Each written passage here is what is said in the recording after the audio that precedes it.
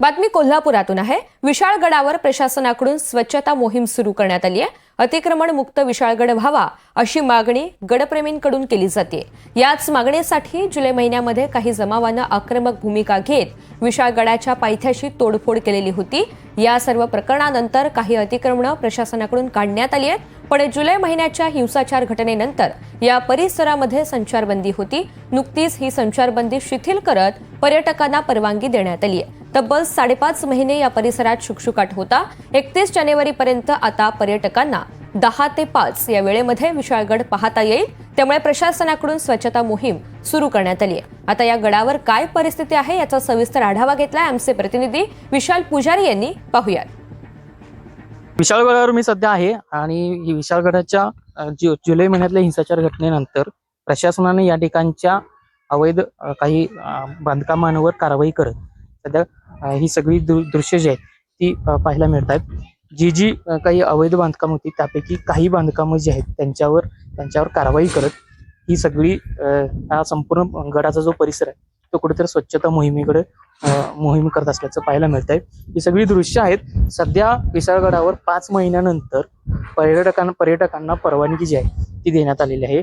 31 जानेवारी पर्यंत सकाळी 10 ते संध्याकाळी 5 पर्यंत ही परवानगी जी आहे ती पर्यटकांसाठी असेल। त्यामुळे पर्यटकांची जो वाढता कल आहे तो विशाळगडावर पाहायला मिळणार आहे।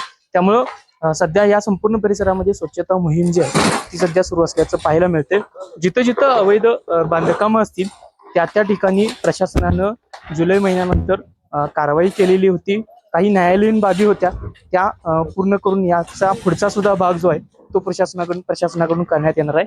मात्र सध्या जी दृश्य आपण पाहतोय ती या संपूर्ण गड परिसरातली आहेत। इथं काही नागरिक देखील आहेत, त्यांच्याशी देखील संवाद साधू।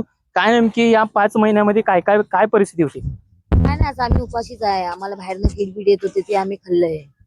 तुमची दुकानं किती आहेत इथं? आमची एक रूम होती, 5 आणि दुकान होतं ते तोडले शासनाने।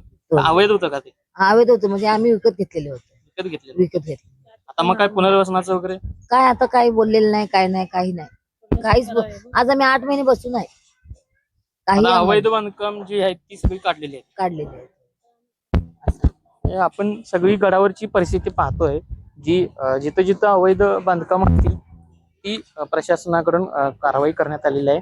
आणि आता पर्यटकांसाठी कुठेतरी स्वच्छता मोहिमेचं जे काम आहे ते कुठेतरी करण्यात येत आहे। 31 जानेवारी पर्यंत जे पर्यटक येतील त्यांना परवानगी देऊनच या गड परिसरामध्ये परवानगी देण्यात येणार आहे।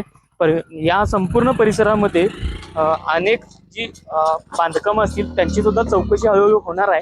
सध्या या संपूर्ण परिसरात जर पाहिलं तर जी अवैध बांधकामं होती ती सध्या काही प्रमाणात काढलेली आहेत। काही प्रमाणात जो न्यायालयीन लढा आहे त्याच्याप्रमाणे प्रशासन कारवाई देखील करेल। मात्र सध्या पर्यटकांसाठी विशाळगड जो आहे तो सध्या खुला झाल्याचे सगळे चित्र आहे। विशाल पुजारी, NDTV मराठी, विशाळगड, कोल्हापूर।